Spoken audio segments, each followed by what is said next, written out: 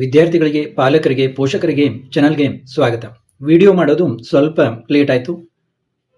Almost ಎಲ್ಲರೂ ಒಂದು ರೀತಿಯಿಂದ ಸೆಟ್ಲ್ ಆಗಿರ್ತೀರಾ ಅಂತ ಅನ್ಕೋತೀನಿ. ಈ ಒಂದು ಪ್ರೊವಿಷನಲ್ ರಿಸಲ್ಟನ್ನು ನೋಡಿ ಒಂದು ಇಂಜಿನಿಯರಿಂಗ್ ವಿದ್ಯಾರ್ಥಿಗಳಿಗೆ ಸಂಬಂಧಿಸಿದಂತೆ ಈ ಪ್ರೊವಿಷನಲ್ ರಿಸಲ್ಟು ಆಲ್ಮೋಸ್ಟ್ 99% ಈಗ ಏನು ಫೈನಲ್ ಅಂತ ಬಿಡ್ತಾರಲ್ಲ ಸೇಮ್ ಇರುತ್ತೆ. ಸ್ವಲ್ಪ MBBSನಲ್ಲಿ ಸ್ವಲ್ಪ ಏನೋ ಗೊಂದಲ ಆಗಿ MBBS BDSನಲ್ಲಿ ಸ್ವಲ್ಪ ಏನೋ ಚೇಂಜಸ್ ಆಗ್ಬೋದು. ಅದು ಕೂಡ ಏನು ಬಹಳಷ್ಟು ಚೇಂಜಸ್ ಆಗೋದಿಲ್ಲ. ಯಾಕಂದರೆ ಮಾರ್ಕ್ಗೆ ಕನ್ಸಿಡರ್ ಮಾಡಿದರೆ ಪ್ರೊವಿಷನಲ್ನಲ್ಲಿ ಎಲ್ಲ ಒಂದು ಫಿಸಿಕಲಿ ಹ್ಯಾಂಡಿಕ್ಯಾಪ್ಡ್ ಸೀಟ್ಗಳು, ಕೆಲವೊಂದು ಜನರಲ್ ಮೆರಿಟ್ನಲ್ಲಿ ಕಂಪ್ಲೀಟ್ ಆಗಿ ಹಂಚಿಕೆ ಆಗಿತ್ತು, ಅದೆಲ್ಲ ಈಗ ರೀಡಿಸ್ಟ್ರಿಬ್ಯೂಟ್ ಆಗಿದೆ. ಅಲ್ಲೂ ಕೂಡ ಬಹಳಷ್ಟು ಏನು ಚೇಂಜಸ್ ಏನಾಗೋದಿಲ್ಲ, ಆಲ್ಮೋಸ್ಟ್ ಅದು ಸೇಮೇ ಬರುತ್ತೆ ಈಗ ರಿಸಲ್ಟು. ಈಗ ನಾನು ಹಿಂದೆ ಒಂದು ವಿಡಿಯೋದಲ್ಲಿ ಹೇಳಿದ್ದೆ, ಈಗ ಒಂದು ಏನು ಮಾರ್ಕ್ ರಿಸಲ್ಟ್ ಆದಮೇಲೆ ಇದೇನು ರಿಸಲ್ಟ್ ಬಂತಲ್ಲ ಈಗ ಪ್ರೊವಿಷನಲ್ ರಿಸಲ್ಟ್, ಈ ಕುರಿತಾಗಿ ನಾನು ಹಿಂದಿನ ವಿಡಿಯೋದಲ್ಲಿ ಹೇಳಿದ್ದೆ. ನಿಮಗೆ ಏನು ಒಂದು ಮಾರ್ಕ್ ರಿಸಲ್ಟ್ನಲ್ಲಿ ಸೀಟ್ ಸಿಕ್ಕಿದೆ ಅಲ್ಲ ಅದೇ ಕನ್ಫರ್ಮ್ ಅಂತ ತುಂಬ ಖುಷಿ ಆಗಬೇಡಿ. ರಿಸಲ್ಟ್ನಲ್ಲಿ ಚೇಂಜಸ್ ಆಗ್ಬೋದು, ನಿಮಗೆ ತೆಳಗಿನ ಕಾಲೇಜು ಸಿಗ್ಬೋದು ಅಂತ. ಈಗ ಬಹಳಷ್ಟು ಒಂದು ಮೆಡಿಕಲ್ ಮತ್ತು ಡೆಂಟಲ್ ವಿದ್ಯಾರ್ಥಿಗಳನ್ನು ತೆಗೆದುಕೊಂಡಾಗ ಬಹಳಷ್ಟು ವಿದ್ಯಾರ್ಥಿಗಳಿಗೆ ಹಾಗೆ ಆಗಿದೆ. ಅವರಿಗೆ ಕೆಲವೊಬ್ಬರಿಗೆ ಕಾಲೇಜ್ ನಾಟ್ ಅಲಾಟೆಡ್ ಅಂತ ಬಂದಿದೆ, ಕಾಲೇಜೇ ಅಲಾಟ್ ಆಗಿಲ್ಲ. ಕೆಲವೊಬ್ಬರಿಗೆ ಕಾಲೇಜು ಅಲಾಟ್ ಆಗಿದೆ, ಮೊದಲು ಪ್ಯೂರ್ ಗೌರ್ಮೆಂಟ್ ಆಗಿದ್ದು ಈಗ ಸೆಮಿ ಗೌರ್ಮೆಂಟ್ ಆಗಿದೆ, ಕೆಲವೊಬ್ಬರಿಗೆ ಸೆಮಿ ಗೌರ್ಮೆಂಟ್ ಆಗಿದ್ದು ಪ್ರೈವೇಟ್ ಆಗಿದೆ, ಈ ರೀತಿ ಎಲ್ಲ ಆಗಿದೆ. ಈ ಒಂದು KA ಸಾಫ್ಟ್ವೇರ್ನಲ್ಲಿ ಏನಾದರೂ ಪ್ರಾಬ್ಲಮ್ ಆಗಿದೆಯಾ, ನಮ್ಮ ಒಂದು ಅಲಾಟ್ಮೆಂಟ್ ಬೇರೆ ಕ್ಯಾಟಗರಿಯಲ್ಲಿ ಅಲಾಟ್ ಆಗಿದೆ, ಹೀಗೆಲ್ಲ ಬಹಳ ಜನ ವಿಚಾರ ಮಾಡ್ತಾ ಇದ್ದಾರೆ. ನಾನು ಈಗಾಗಲೇ ನೀವು ಅದು ಸೆಟ್ಲ್ ಆಗಿರ್ಬೋದು, ಆದರೂ ಕೂಡ ಹೇಳ್ತಾ ಇದ್ದೀನಿ, ನಾನು ವಿಡಿಯೋ ಮಾಡೋದು ಲೇಟ್ ಆಯಿತು. ಈಗ ಒಂದು ವೇಳೆ ನಿಮ್ಮ ಒಂದು ಆಪ್ಷನ್ ಎಂಟ್ರಿಯಲ್ಲಿ ಲಿಸ್ಟ್ನಲ್ಲಿ ಆ ಒಂದು ಅಲಾಟ್ ಆಗಿರುವಂತಹ ಕಾಲೇಜು ಆ ಒಂದು ಆಪ್ಷನ್ ಸರಿಯಾಗಿದೆಯಾ ಅನ್ನೋದನ್ನು ನೋಡ್ಕೊಳ್ಳಿ. ಉದಾಹರಣೆಗೆ ನಮ್ಮ ಒಬ್ಬರು ನಾನು ಇದನ್ನು ಮಾಡಿದಂಥವರು, ಅವರಿಗೆ ಮೊದಲು SDMನಲ್ಲಿ ಡೆಂಟಲ್ ಅಲಾಟ್ ಆಗಿತ್ತು, ನಂತರ ಈಗ ಅವರಿಗೆ ಬಾಪೂಜಿಯಲ್ಲಿ Q ಸೀಟು ಅಂದರೆ ಮ್ಯಾನೇಜ್ಮೆಂಟ್ ಕೋಟಾದಲ್ಲಿ ಅಲಾಟ್ ಆಗಿದೆ. ಅಂದರೆ Q ಸೀಟು ಮತ್ತು P ಸೀಟು ಸೇಮ್ ಫೀಸ್ ಇರೋದ್ರಿಂದ ಅವರು ಎರಡನ್ನೂ ಹಾಕೊಂಡಿದ್ರು, ಅವರಿಗೆ ಮ್ಯಾನೇಜ್ಮೆಂಟ್ ಕೋಟಾದಲ್ಲಿ ಅಲಾಟ್ ಆಗಿದೆ. ಅಂದರೆ ಇದರ ಅರ್ಥ ಏನು ಅಂತಂದರೆ, ಈಗ ಅವರು ಮಾರ್ಕ್ ರೌಂಡ್ ಆದ ನಂತರ ಮತ್ತೆ ಆಪ್ಷನ್ ಎಂಟ್ರಿ ಮಾಡಲಿಕ್ಕೆ ಅವಕಾಶ ಕೊಟ್ಟಿದ್ರು. ಈಗ ಬಿಫೋರ್ ಮಾರ್ಕ್ ಎಂಟ್ರಿ ಏನಿತ್ತು ಅಷ್ಟೊಂದು ಸೀರಿಯಸ್ ಆಗಿ ಬಹಳಷ್ಟು ಜನ ಆಪ್ಷನ್ ಎಂಟ್ರಿ ಮಾಡಿರಲಿಲ್ಲ. ಕೆಲವೊಬ್ರು ನನಗೆ ಈ ವರ್ಷ ಬಹಳ ಕಟ್ ಆಫ್ ಇದಾಗುತ್ತೆ, ನನಗೆ MBBS ಸಿಗುತ್ತೆ ಅಂತ ತಿಳ್ಕೊಂಡು ಕೇವಲ MBBS ಸೀಟು ಹಾಕೊಂಡಿದ್ರು. ಅದು ಕೆಲವೇ ಕಾಲೇಜು, ಸ್ವಲ್ಪ ಪ್ಯೂರ್ ಗೌರ್ಮೆಂಟು, ನಂತರ ಸ್ವಲ್ಪ ಅವ್ರಿಗೆ ಏನು ಲೈಕ್ ಇದಾವಲ್ಲ ಟಾಪ್ ಪ್ರೈವೇಟ್ ಕಾಲೇಜು, ಈ ರೀತಿ ಹಾಕೊಂಡಿದ್ರು.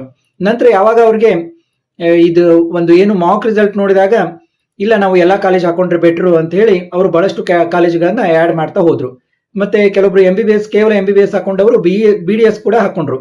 ಹೀಗಾಗಿ ಈ ಒಂದು ರಿಸಲ್ಟ್ನಲ್ಲಿ ಬಹಳಷ್ಟು ಚೇಂಜಸ್ ಆಗಿ ಯಾರಿಗೆ ಮೊದಲು ಒಳ್ಳೆ ಕಾಲೇಜು ಅಥವಾ ಒಳ್ಳೆ ಆಪ್ಷನ್ ಅಂತ ಹೇಳ್ಬೋದು, ನಾವೀಗ 1.5 ಲಕ್ಷದ್ದು ಸಿಕ್ಕಿತ್ತು ಅವ್ರಿಗೀಗ 12 ಲಕ್ಷದ್ದು, ಮತ್ತು BDSನಲ್ಲಿ ಕೂಡ ಯಾರಿಗೆ ಒಂದು ಗೌರ್ಮೆಂಟ್ ಸೀಟ್ ಸಿಕ್ಕಿತ್ತು ಅವ್ರಿಗೆ ಪ್ರೈವೇಟ್ ಸೀಟ್ ಸಿಕ್ಕವರಿಗೆ Q ಸೀಟು, ಮ್ಯಾನೇಜ್ಮೆಂಟ್ ಸೀಟು, ಹೀಗೆಲ್ಲ ಸಿಕ್ಕಿದೆ.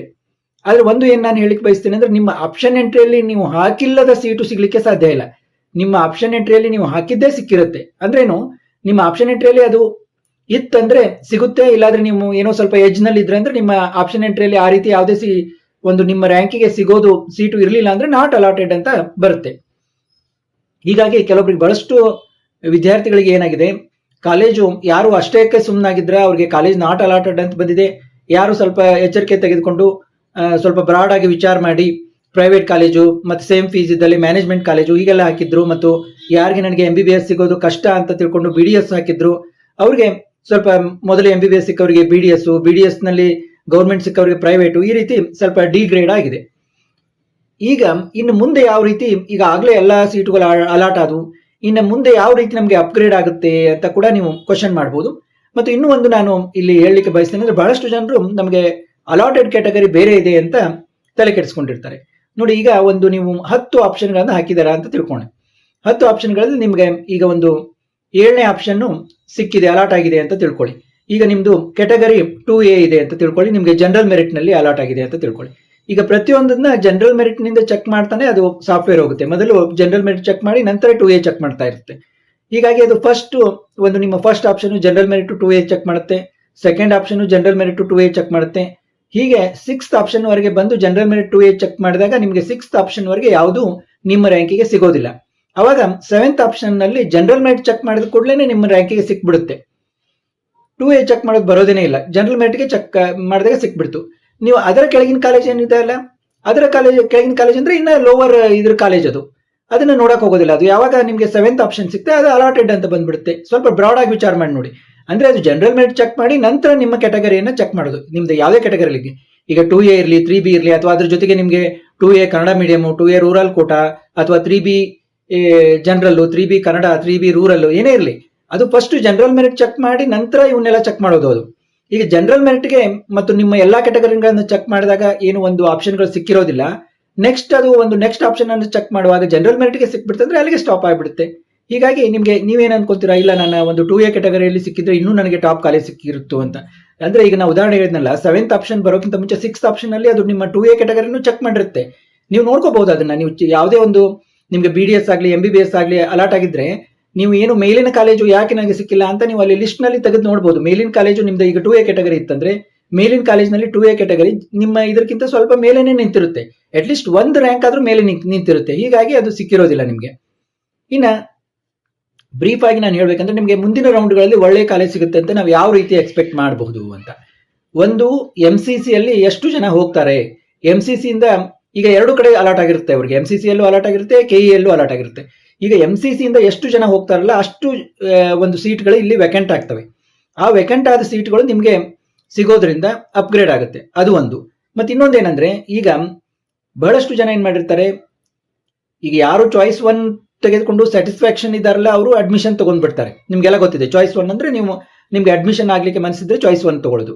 ಆಮೇಲೆ ಚಾಯ್ಸ್ 2 ಅಂದ್ರೆ ಏನು, ನಿಮ್ಗೆ ಸಿಕ್ಕಿರೋ ಕಾಲೇಜನ್ನ ನೀವು ವಿಥೋಲ್ಡ್ ಇಟ್ಕೋತೀರಾ, ವಿಥೋಲ್ಡ್ ಇಟ್ಕೊಂಡು ನೀವು ಪಾರ್ಟಿಸಿಪೇಟ್ ಮಾಡ್ತೀರಾ. ಅವಾಗೂ ಆಗ ಒಂದು ಇದು ನಿಮ್ಮ ಹತ್ರ ಇರುತ್ತೆ. ಆದ್ರೆ ಇಲ್ಲಿ ಏನು ಚಾಯ್ಸ್ 3 ತಗೋತಾರಲ್ಲ ಆ ಸೀಟುಗಳು ನಿಮ್ಗೆ ಲಭ್ಯವಾಗ್ತವೆ. ಕೆಲವೊಬ್ರು ಏನ್ ಮಾಡ್ಬಿಡ್ತಾರೆ, ಈಗ MBBS ನನಗೆ ಪ್ಯೂರ್ ಗೌರ್ಮೆಂಟ್ ಸಿಗೋದಿಲ್ಲ, 1.5 ಲಕ್ಷದ್ದು ಸಿಗೋದಿಲ್ಲ, ಆಯ್ತು ನಾನು 12 ಲಕ್ಷದ ಹಾಕಿದ್ರೆ ಆಯ್ತು ನೋಡೋಣ ಅಂತ ಹೇಳಿ ಏನೋ ಒಂದು ಮನೆಯಲ್ಲಿ ಮಾತಾಡ್ಕೊಂಡು ಇದನ್ನ ಮಾಡ್ಕೊಂಡು ಹಾಕ್ಬಿಡ್ತಾರೆ 12 ಲಕ್ಷ.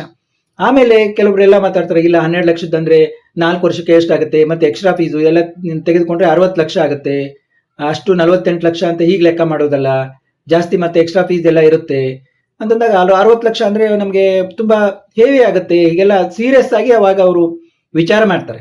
ವಿಚಾರ ಯಾವಾಗ ಅಲಾಟ್ ಆದಾಗ ಬಹಳ ಜನ ಸೀರಿಯಸ್ ಆಗಿ ವಿಚಾರ ಮಾಡ್ತಾರೆ, ನಾನು ಪ್ರತಿ ವರ್ಷ ನೋಡಿದ್ದೀನಿ. ಅವಾಗ ಅವ್ರು ಏನ್ ಮಾಡ್ಬಿಡ್ತಾರೆ, ಚಾಯ್ಸ್ 3 ತಗೋತಾರೆ. ಮತ್ತೆ ಯಾರಿಗಾದ್ರೂ ಅಲಾಟ್ ಆಗಿತ್ತಂದ್ರೆ ಅವರು ಕೂಡ ಈ ಒಂದು ಇದನ್ನ ನೋಡ್ಬೋದು, ನಿಮ್ಗೆ ಅಲಾಟ್ ಆಗಿಬಿಟ್ಟಿದೆ ಏನ್ ಮಾಡೋದು ಅಂತ ಕೆಲವೊಬ್ರು ತುಂಬಾ ಚಿಂತೆ ಮಾಡ್ತಿರ್ತಾರೆ. ಅಲ್ಲಿ ನಿಮ್ಗೆ ಚಾಯ್ಸ್ ಹಾಕೋ ಒಂದು ಏನು ಆಪ್ಷನ್ ಇದ್ದಾಗ ಅವಾಗ ನೀವು ಇದನ್ನ ಮಾಡ್ಕೋಬಹುದು.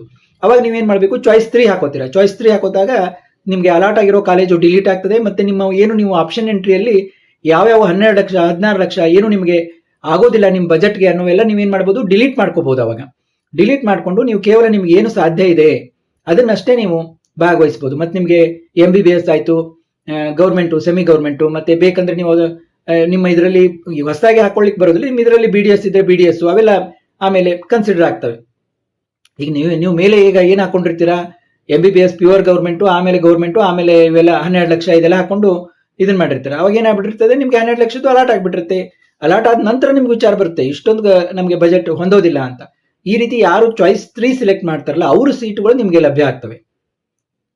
ಒಂದು MCC ಇಂದ ಏನು ಹೋಗ್ತಾರಲ್ಲ ಅವ್ರ ಸೀಟ್ಗಳು ಲಭ್ಯ ಆಗ್ತವೆ. ಮತ್ತೆ ಯಾರು ಚಾಯ್ಸ್ 3 ತೆಗೆದುಕೋತಾರಲ್ಲ ಅವರ ಸೀಟ್ಗಳು ಕೂಡ ನಿಮ್ಗೆ ಲಭ್ಯವಾಗ್ತವೆ. ಈ ಒಂದು ಏನು ಸೀಟ್ಗಳು ಲಭ್ಯ ಆಗ್ತವಲ್ಲ ಅವು ನಿಮ್ಗೆ ಮುಂದಿನ ಒಂದು ರೌಂಡ್ ನಲ್ಲಿ ನಿಮ್ಗೆ ಅಪ್ಗ್ರೇಡ್ ಆಗ್ಲಿಕ್ಕೆ ಯಾರು ಈಗ ಒಬ್ರು 12 ಲಕ್ಷದ ಸೀಟನ್ನ ಬಿಟ್ಕೊಟ್ರು ಅಂದಾಗ ಇನ್ನೊಂದು ನೆಕ್ಸ್ಟ್ ಏನೋ ಇರ್ತಾರಲ್ಲ ಅವ್ರಿಗೆ ಆ 12 ಲಕ್ಷ ಯಾರು ಹಾಕೊಂಡಿರ್ತಾರಲ್ಲ ನೆಕ್ಸ್ಟ್ ರ್ಯಾಂಕ್ ನಲ್ಲಿ ಇದ್ದವ್ರಿಗೆ ಆ ಒಂದು ಸೀಟು ಸಿಗುತ್ತೆ. ಈಗ ಯಾರಾದ್ರೂ 22 ಲಕ್ಷದ ಹಾಕೊಂಡಿದ್ರ ಅಂತ ತಿಳ್ಕೊಳ್ಳಿ, ಆಮೇಲೆ ಅವ್ರಿಗೆ 22 ಲಕ್ಷ ಅಂತಂದ್ರೆ ಬಹಳ ಕಾಸ್ಟ್ಲಿ ಆಯ್ತು ಅಂತ ಅನ್ಕೊಂಡು ಅವ್ರು ಅದನ್ನ ಬಿಟ್ರೆ 22 ಲಕ್ಷ ನೆಕ್ಸ್ಟ್ ಯಾರು ಹಾಕೊಂಡಿರ್ತಾರೆ ಅವ್ರಿಗೆ ಸಿಗುತ್ತೆ. ಇದೇ ರೀತಿ 22 ಲಕ್ಷ ಆಯ್ತು, 40 ಲಕ್ಷ ಆಯ್ತು, ಎಷ್ಟು 35 ಲಕ್ಷ ಆಯ್ತು, ಎಷ್ಟು ಏನು ಸೀಟ್ಗಳು ಇರ್ತಾವಲ್ಲ, ಯಾರು ನಮ್ಗೆ ಆಗೋದಿಲ್ಲ ಅಂತೇಳಿ ಮೊದ್ಲು ಹಾಕೊಂಡಿರ್ತಾರಲ್ಲ ಅವರು ಚಾಯ್ಸ್ 3 ತೆಗೆದುಕೊಂಡ್ರೆ ಅವು ಆ ಸೀಟುಗಳು ಇಲ್ಲಿ ಲಭ್ಯ ಆಗ್ತವೆ. ಯಾಕಂದ್ರೆ ಮುಂದೆ ರೌಂಡ್ಗೆ ಹೋದಾಗ ನೀವು ಒಂದು ಕಾಷನ್ ಡಿಪಾಸಿಟ್ ಕಟ್ಟಬೇಕು, ಕೋರ್ಸ್ ಫೀ ಕಟ್ಟಬೇಕು. ಮತ್ತೆ ನಾನು ನಿಮ್ಗೆ ಮುಂದಿನ ವಿಡಿಯೋದಲ್ಲಿ ಅದನ್ನ ಡಿಟೇಲ್ ಆಗಿ ಹೇಳ್ತೀನಿ ಯಾವ ರೀತಿ ಇರುತ್ತಂದ್ರೆ, ನೀವು 12 ಲಕ್ಷದ ಒಂದು ಇದನ್ನ ಪೇ ಮಾಡಿದ್ರೆ ನಿಮ್ಗೆ ಒಂದು ಗೌರ್ಮೆಂಟು, ಸೆಮಿ ಗೌರ್ಮೆಂಟು ಮತ್ತು 12 ಲಕ್ಷದಷ್ಟೇ ಹಾಕೊಳ್ಳಿಕ್ಕೆ ಬರುತ್ತೆ. ಈಗ 22 ಲಕ್ಷ ಪೇ ಮಾಡಿದ್ರೆ ನೀವು government, semi government 8 lakh, 12 lakh, 16 lakh, 22 ಲಕ್ಷದವರೆಗೆ ಹಾಕೊಳ್ಳಿಕ್ ಬರುತ್ತೆ. ನೀವು ಎಷ್ಟು ಪೇ ಮಾಡ್ತೀರಾ ಅಷ್ಟು ಮಾತ್ರ ಹಾಕೊಳ್ಳಿಕ್ ಬರುತ್ತೆ. ಆ ರೀತಿ ಇರುತ್ತೆ ಮುಂದಿನ ರೌಂಡ್ಗಳಲ್ಲಿ. ನೀವು ರೌಂಡ್ 3 ಅದು ಎಲ್ಲ ಹೋದಾಗ ಆ ಹಿಂದಿನ ಒಂದು ಇದರಲ್ಲಿ ವರ್ಷಗಳಲ್ಲಿ ಬಿಟ್ಟಿರುವಂತಹ ಒಂದು ಇದನ್ನ ನಾನು ನೆಕ್ಸ್ಟ್ ವಿಡಿಯೋದಲ್ಲಿ ತೋರಿಸ್ತೀನಿ. ಆದ ಕಾರಣ ನಿಮ್ಗೆ ಒಂದು ನಿಮ್ಮ ಬಜೆಟ್ ನಲ್ಲಿ ಆಗೋದಿಲ್ಲ ಅಂತಂದ್ರೆ ಅವನು ಹಾಕೊಳ್ಳೇಬಾರ್ದು. ನಿಮ್ಗೆ ಏನು ಒಂದು ಕರೆಕ್ಟ್ ಬಜೆಟ್ ಇರುತ್ತಲ್ಲ ಅದ್ರ ಪ್ರಕಾರನ ಹಾಕೋಬೇಕು. ಈಗ ಒಂದ್ ವೇಳೆ ನೀವೇನಾದ್ರೂ ಹಾಕೊಂಡಿದ್ರೆ ಅದನ್ನ ಏನು ಈಗ ಚಾಯ್ಸ್ ಎನೇಬಲ್ ಮಾಡ್ತಾರೆ ಅವರು, ಫೈನಲ್ ರಿಸಲ್ಟ್ ಬಂದ ಮೇಲೆ ನಿಮಗೆ ಚಾಯ್ಸ್ 1 2 3 4 ಕೊಡ್ತಾರಲ್ಲ, ಅವಾಗ ನೀವು ಚಾಯ್ಸ್ 3 ಸೆಲೆಕ್ಟ್ ಮಾಡಿ. ನಿಮಗೆ ಆಗೋದಿಲ್ಲ ನಿಮ್ಮ ಬಜೆಟ್ಗೆ ಅಂತಂದ್ರೆ ಅದು ಒಂದು ಅಲಾಟೆಡ್ ಆದದ್ದು ಡಿಲೀಟ್ ಆಗುತ್ತೆ, ಮತ್ತೆ ನೀವು ಉಳಿದದ್ದನ್ನು ಕೂಡ ಏನು ಕಾಸ್ಟ್ಲಿ ಇದ್ರ ಹಾಕೊಂಡಿರ್ತಿರಲ್ಲ ಅವನ್ನೆಲ್ಲ ಡಿಲೀಟ್ ಮಾಡಿಕೊಂಡು ನೀವು ಭಾಗವಹಿಸಬಹುದು. ಈ ಒಂದು ಮಾಹಿತಿ ನಿಮ್ಗೆಲ್ಲ ಉಪಯುಕ್ತ ಆಯ್ತು ಅಂತ ಅನ್ಕೊಂಡಿದ್ದೀನಿ. ನಿಮ್ದು ಏನೇ ಒಂದು ಸಂದೇಹ ಇದ್ರೂ ಕ್ಲೀನ್ ಆಗಿ ತಿಳಿಯೋ ಹಾಗೆ ಕಾಮೆಂಟ್ ನಲ್ಲಿ ಕೇಳಿ, ಅದಕ್ಕೆ ಸಾಧ್ಯವಾದಷ್ಟು ಆನ್ಸರ್ ಮಾಡ್ತೀನಿ. ಅಂದ್ರೆ ನಿಮ್ಗೆ ಮತ್ತೆ ಮುಂದಿನ ವಿಡಿಯೋಗಳನ್ನು ತಪ್ಪದೆ ನೋಡಿ. ಏನಾದರೂ ಒಂದು ಇಂಟ್ರೆಸ್ಟಿಂಗ್ ಇದ್ದಿದ್ರೆ ಅದ್ರ ಬಗ್ಗೆ ನಾನು ವಿಡಿಯೋಗಳಲ್ಲಿ ಮಾತಾಡ್ತೀನಿ. ತಪ್ಪದೆ ವಿಡಿಯೋನ ನೋಡಿ, ಅಂದ್ರೆ ನಿಮಗೆ ಕ್ಲಿಯರ್ ಆಗಿ ನಿಮ್ಮ ಸಮಸ್ಯೆಗೆ ಒಂದು ಪರಿಹಾರ ಸಿಗುತ್ತೆ. ಮತ್ತೆ ಮುಂದಿನ ವಿಡಿಯೋದಲ್ಲಿ ಭೇಟಿ ಆಗೋಣ.